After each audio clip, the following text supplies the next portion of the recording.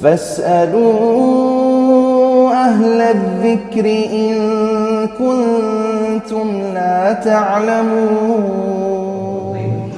الصلاة والسلام عليك يا رسول الله وعلى آلك وأصحابك يا حبيب الله. الصلاة والسلام عليك يا نبي الله وعلى آلك وأصحابك يا نور الله. نويت سنة الاعتكاف نبی پاک صاحب الاولاد سیاح افراد صلی اللہ علیہ وسلم کا فرمان اور شان ہے، تم اپنی مجلسوں کو مجھ پر درود پڑھ کر آراستہ کرو کہ تمہارا مجھ پر درود پڑھنا بروز قیامت تمہارے لیے نور ہوگا. صلو علی الحبیب صلی اللہ علیہ وسلم.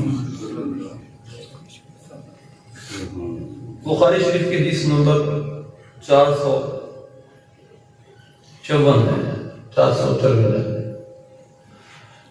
اصحاب الحراف فی المسجد.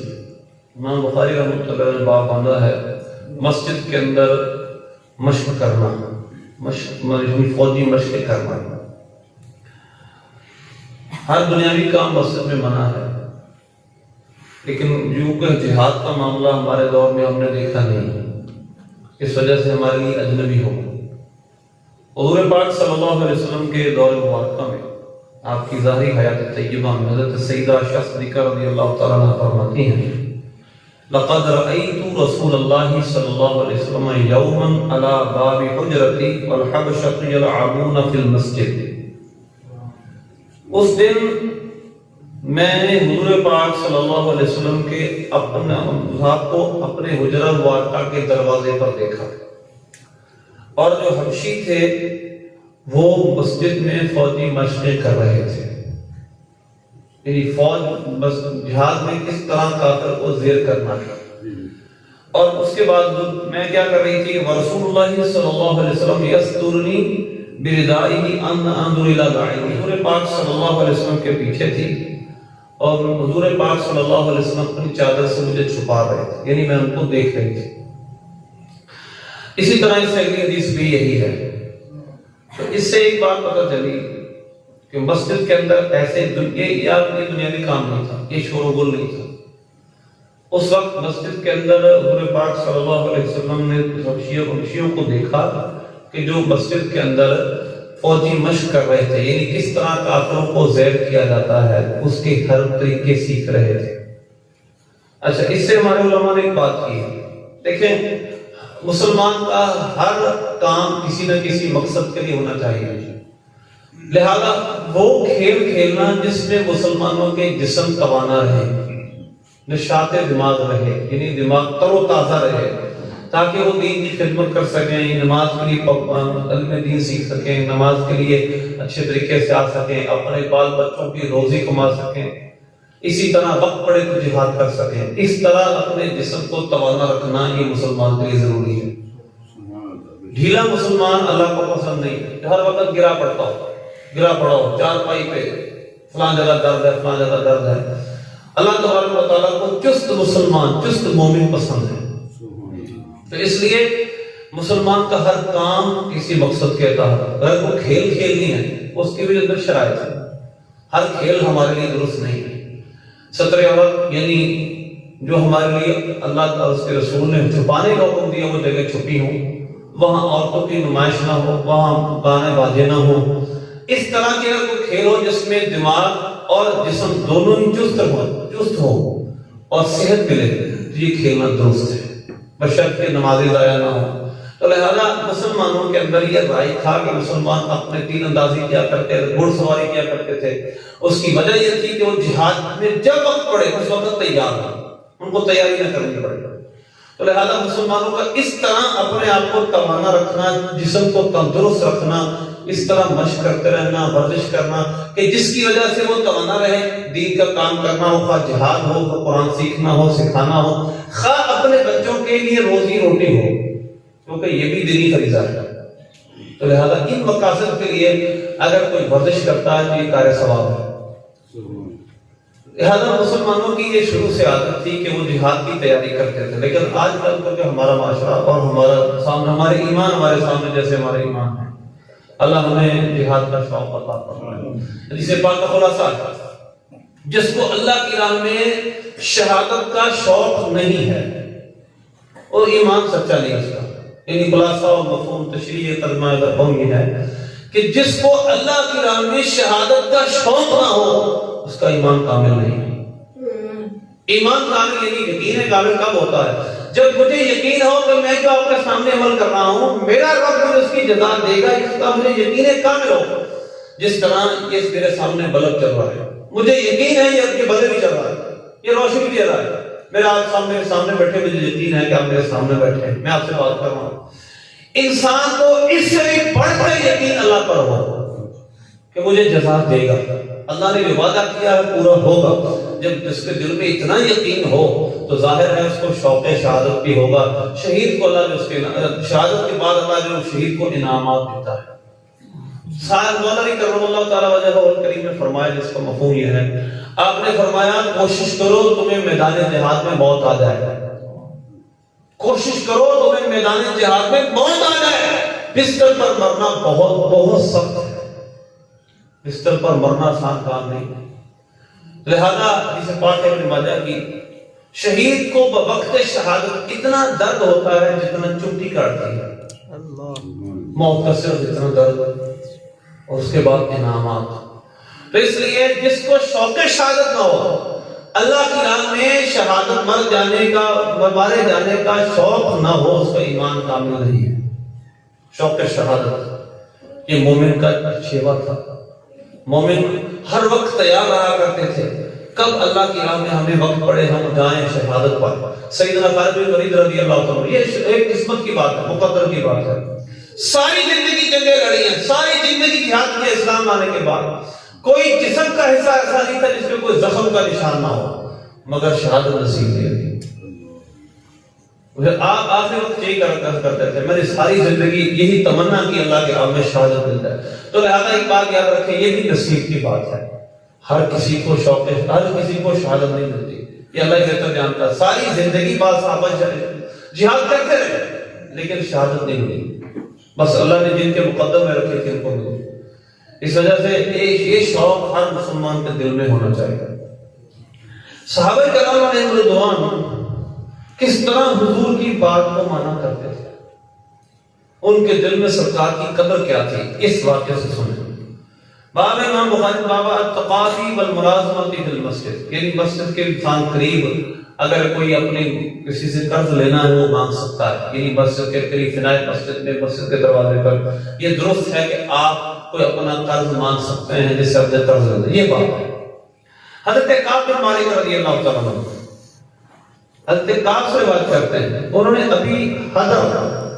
ابھی حضر ان سے دین لینا تھا، قرض لینا تھا، کوئی چیز بیچی تھی، ان سے کوئی چیز کے بدلے میں پیسے لینے تھے، اور وہ اس وقت تو مسجد میں تھے، یعنی مسجد فنائے مسجد میں تھے۔ اس وقت ان کی آوازیں یعنی آپس میں گفتگو کر رہی تھی، یہ کہہ رہے تھے مجھے میرا قرض لوٹاؤ، میرے پیسے واپس کرو۔ ان کی آوازیں کچھ بلند ہوئی، یہ آوازیں سرکار نے سنی، یعنی ظاہری کانوں سے، باطنی کانوں سے آپ سب کو جانتے ہیں، ظاہری کانوں سے آپ نے آوازیں سنی۔ وہ فی بیتی، حضور اپنے کاشانہ مبارکہ میں تھے۔ فخرج الیہما، حضور ان کی طرف تشریف لایا، حتیٰ کاشف صدفۃ حجرتہ، یہاں تک کہ حضور نے اپنے حجرے کا پردہ اٹھایا، پردہ سائڈ ہو گیا، میں بتا دا یا کعب، غصے میں گفتگو چل رہی ہے، غصے میں، اور بات لین دین کی ہے، دنیاوی کاروبار کی۔ یا کعب قال لبیک یا رسول اللہ، فرمایا کعب عرض کی لبیک یا رسول اللہ میں حاضر ہوں۔ فقال دع من دینک ھذا، اتنا دین، آپ نے فرمایا زبان سے نہیں فرمایا، جب فقط اتنا فرمایا اپنے دین میں سے، پھر اشارہ فرمایا او ما الیہ ای شطر، آدھا چھوڑ دو۔ غصے میں بات چل رہی ہے، حضور تشریف لائے ہیں، آپ نے فرمایا کعب یا کعب، عرض کر دیں لبیک یا رسول اللہ، یا رسول اللہ میں حاضر ہوں۔ آپ نے فرمایا دع من دینک ھذا، اے، پھر اشارہ کیا اپنے دل سے، اے کعب اپنے قرض میں سے اتنا چھوڑ دے، یعنی آدھا چھوڑ دے۔ حضرت کعب رضی اللہ عنہ جو اس وقت غصے میں تھے، گفتگو بڑی سخت چل رہی تھی، ایک لفظ نہیں بولے، ایک لفظ نہیں بولے، یا رسول اللہ کیوں کروں، کیسے ہو، مجھے قرضہ نہیں دیا، یہ کیا، ایک شکوہ شکایت نہیں کی، ایک لفظ نہیں بولا۔ عرض کی لقد فعلت یا رسول اللہ، یا رسول اللہ میں نے ادا معاف کیا۔ سبحان اللہ، پورا کیسے پورا معاف کر دیتے؟ حضور کا حکم تھا، اگر پورا سرکار فرماتے تو پورا معاف کر دیتے، لیکن حضور نے دونوں کا خیال رکھا، اور دوسرے سے فرمایا قم فقدی، پھر دوسرے صحابی سے فرمایا اٹھ اور باقی قرض معاف اس کا ادا کر دے، باقی جو دین بچ گیا وہ ادا کر، آدھا حضور نے معاف کروا دیا۔ اب دیکھیے یہ صحابہ کا کتنا عشق رسول تھا، کبھی دوسری بات نہیں کی۔ اسی بخاری شریف میں حدیث ہے، انصار صحابہ حضور پاک صلی اللہ علیہ وسلم کی بارگاہ میں آئے، عرض کرنے لگے یا رسول اللہ صلی اللہ علیہ وسلم، یہ ہمارے بھائی ہیں مہاجرین، یہ مدینے سے ہجرت کر کے مکے آئے ہیں، آپ اس طرح کیجئے، کھیتیاں ہماری ہیں، کھیت ہمارے ہیں، یہ بھی کھیتی باڑی کریں، ہم بھی کھیتی باڑی کرتے ہیں، یہ بھی ہمارا ہاتھ بٹائے گا، جو اس کا مال حاصل ہوگا، ریونیو ہوگا، وہ آدھا آدھا ہم تقسیم کر لیں گے، یعنی آدھا ان کا ہوگا، آدھا ہمارا ہوگا۔ حضور پاک صلی اللہ علیہ وسلم فرمایا نہیں، مفہوم اس کا یہ ہے، ایسا نہیں ہوگا، کام بھی تم کرو گے، کھیتیاں بھی تمہاری ہیں، آدھا تم ان کو دو گے۔ عرض کی یا رسول اللہ ہم نے کیا، سمعنا و اطعنا، یا رسول اللہ ہم نے سنا، ہم نے اطاعت کی، دوسری بات ہی نہیں کی۔ اچھا وجہ کیا تھی؟ حضور نے یہ کیوں کیا؟ آپ کا یہ بھی انصاف تھا، آپ نے معاذ اللہ کسی پہ زیادتی نہیں کی۔ انصاف کیسے تھا؟ اگر مہاجرین صحابہ بھی کھیتی باڑی کرنا شروع کر دیتے، اسلام تو بھی پھیلنا شروع ہوا ہے، ابھی اسلام نے پھیلنا ہے، ابھی حضور نے اس کو پھیلانا ہے، تو صحابہ اگر سارے کے سارے کھیتی باڑیوں میں لگ جاتے، حضور کے سامنے بیٹھ کر حضور کا دین کون سیکھتا؟ تو لہذا آپ کا اشارہ تو اس طرف تھا کہ تم کھیتی باڑی کرو گے، یہ یہاں دین سیکھیں گے، لہذا ان سے دین پھیلایا جائے گا، تم کھیتی باڑی کرو گے، جو نکلے گا آدھا ان کو دو۔ دنیا میں پوری دنیا جب سے بنی ہے، ایک مثال ایسی دے دی، کوئی ایک مثال، آج کے دور میں، پچھلے دور میں انگریزوں کی مثال، یورپ کی مثال، امریکہ کی مثال، کینیڈا کی مثال، اس وقت کے سب سے ایماندار سمجھے جانے والے جاپان کی مثال، کوئی دنیا میں ایک ایسی مثال دکھا دے کہ ایک روح ہجرت کر کے آیا ہو، صرف نظریاتی بنیاد پہ، کوئی کاروباری بات نہیں، صرف نظریاتی بنیاد پہ، صرف اس وجہ سے کہ مسلمان ہیں، ہمارے بھائی ہیں، مسلمان ہجرت کر کے مکے سے مدینے آئے، انہوں نے اپنی آدھی جائیدادیں اپنے بھائیوں کے نام کر دی، 2 بیویاں تھی، ایک بیوی کو طلاق دے کر اپنے مہاجر بھائی سے اس کا نکاح کر دیا۔ حضور پاک صلی اللہ علیہ وسلم نے سب کے اندر رشتہ مواخات قائم کر دیا، بھائی بھائی، اخوں سے بنا مواخات، بھائی بھائی بنا دیا، یعنی ایک مہاجر کا بھائی، ایک انصار کا بھائی۔ اسی موقع پر مولا علی کرم اللہ تعالی رونے لگے، یا رسول اللہ آپ نے سب کو بھائی بھائی بنا دیا، مجھے کسی کا بھائی نہیں بنا۔ اور من تاخی فی الدنیا والآخرہ، اے علی تو میرا دنیا اور آخرت میں بھائی۔ سبحان اللہ، تو یہ اتنا پیارا رشتہ۔ حضرت ایسے صحابہ، حضرت عبدالرحمن بن عوف رضی اللہ تعالیٰ، حضور پاک صلی اللہ علیہ وسلم نے جس مہاجر بھائی کا ایک مہاجر کے ساتھ، انصاری کے ساتھ ان کو بھائی بنایا، یہ عرض کرنے لگے مجھے کوئی آپ کا حصہ نہیں چاہیے، فقط مجھے یہ بتائیں آپ کا بازار کہاں ہے، میں وہاں جا کر تجارت کروں گا، میں آپ سے کوئی حصہ نہیں لوں گا۔ اس طرح کی مبارک ہستیاں اس کائنات میں پہلے نہیں دیکھی، نہ بعد میں دیکھی، ایسی ہستیاں نہ آ سکتی ہیں نہ آئی ہیں، یہ عروج کا خاصہ تھا۔ امام مجدد ثانی رحمۃ اللہ علیہ کے مکتوبہ شریف میں انہوں نے حدیث نقل کی، حدیث کا حوالہ بھی دیا میں نے، حضور پاک صلی اللہ علیہ وسلم کا فرمان کا مفہوم ہے، آپ نے فرمایا اللہ نے مجھے چنا اور میرے لیے میرے اصحاب کو چنا ہے۔ یہ اللہ کا انتخاب تھا، جو صحابہ تھے یہ اللہ کا انتخاب تھا۔ اب اللہ کا انتخاب کیسے غلط ہو سکتا ہے؟ جس کو اللہ نے منتخب کیا وہ غلط کیسے ہو سکتا ہے؟ ان کو دل میں کھوٹ کیسے ہو سکتی ہے؟ تو لہذا یہ مبارک ہستیاں، یہ وہ متبرک ہستیاں تھیں جن کی مثال نہ پہلے دی جا سکتی ہے نہ بعد میں دی جا سکتی ہے. جس طرح عشق رسول انہوں نے اس کا مظاہرہ کیا ہے، جتنا انہوں نے اپنی جانیں اپنے مال سرکار پر فدا کی ہیں، کوئی نہیں کر سکتا. تو لہذا اتنا ایمان افروز کہ حضور پاک صلی اللہ علیہ وسلم نے سخت غصے میں ہے، بات آپس میں چل رہی اور اتنا فرمایا اے قاف، آدھا طرف اشارے سے فرمایا معاف کر دے. عرض کی یا رسول اللہ میں نے معاف کر دیا، دوسرا لفظ ہی نہیں بولا. اور دوسرے سے فرمایا قم فقدی، اور اے دوسرے صحابی سے فرمایا اٹھ اور باقی ادا کر دے. اسی طرح حضور پاک صلی اللہ علیہ وسلم ایک بڑی اور ایمان افروز حدیث ہے، باب کنز المسجد والاتقاء الخرق والقضاء والعیدان. ہم تو اس خدمت سے تقریباً محروم ہو چکے ہیں. ہماری کچھ اپنی ایگو ہے، اپنی انا پرستی ہے، اپنا سارا کچھ ہم نے بنا لیا. لیکن وہ خوش قسمت لوگ ہیں جو یہ کام کرتے ہیں. باب کیا ہے؟ کنز المسجد، مسجد سے تنکے، مسجد سے کپڑے وغیرہ کی جو چھوٹے چھوٹے دھاگے ہوتے ہیں وہ، اسی طرح لکڑیاں وغیرہ اٹھانا، یہی مسجد کی صفائی کرنا، اس کا باب ہے. حضرت ابو ہریرہ رضی اللہ تعالیٰ عنہ فرماتے ہیں کہ عورت تھی ایک مرتبہ سے زیادہ مشہور عورت کے بارے میں ہے، کانا یقوم المسجد، وہ مسجد کی دیکھ بھال کرتا تھا یا مسجد کی دیکھ بھال کرتی تھی. فماتا، اب وہ سیدنا ابو ہریرہ مذکر کے صیغے استعمال کر رہے ہیں، وہ فوت ہو گیا. فسأل النبی صلی اللہ علیہ وسلم عنہ، حضور نے اس کے متعلق پوچھا وہ کہاں ہے. عرض کی یا رسول اللہ وہ تو فوت ہو گیا. آپ نے فرمایا افلا کنتم آذنتمونی بہ، تم نے مجھے بتایا کیوں نہیں کہ وہ فوت ہو گئے. کوئی سوال کر سکتا ہے، حضور کے علم میں غیب تھا تو آپ کو خود بخود کو نہیں پتا چلا. ایک بات یاد رکھیے گا، یہ دنیاوی معاملات میں بہت ساری چیزیں ہماری رہنمائی کے لیے تھی. آپ صلی اللہ علیہ وسلم نے یہ پوچھا اور پھر اس کے بعد ایک عمل کیا جس سے ایک مسئلہ اخذ ہو گیا، قیامت تک اب وہ مسئلہ رہے گا. یہ سب چیزیں حکمت کے ساتھ ہیں، سب چیزیں حکمت کے تحت ہیں. حضور پاک صلی اللہ علیہ وسلم نے فرمایا تم نے مجھے پہلے خبر کیوں نہیں دی؟ دلونی علی قبری، مجھے اس کی قبر بتاؤ کہاں ہے. فاتا قبرہ فصلی علیہ، حضور پاک صلی اللہ علیہ وسلم اس کی قبر پر تشریف لائے اور آپ نے قبر پر نماز جنازہ پڑھی. اچھا ایک بات یاد رکھیے گا، ہم کہتے ہیں کہ دوسری نماز جنازہ ہمارے نزدیک نہیں، نہ غائبانہ نماز جنازہ ہے نہ دوسری نماز جنازہ ہے. لیکن ایک نماز، ایک دوسری چیز ہے، وہ شکل یہ ہے کہ اگر ولی اکرم نے، یعنی اگر کسی کا باپ فوت ہو گیا اور بیٹے کو بتائے بغیر نماز جنازہ پڑھ دی گئی، اگر دفنا دیا گیا لیکن قبر میں اگر لاش پھٹی نہ ہو، اتنے دن نہ گزرے ہوں، تو وہ جا کر قبر پر نماز جنازہ پڑھ سکتا ہے. اچھا، حضور پاک صلی اللہ علیہ وسلم اس امت کے سب سے زیادہ حقدار ہیں، سب سے بڑے ولی ہیں. ولی کا مطلب ایک اصطلاحی ولی ہے، ایک یہاں پر ایک دوسرا ولی ہے. اس کا مطلب ہوتا ہے جس کا قریبی حق ہو، وہ قریبی جس کا سب سے زیادہ حق ہو.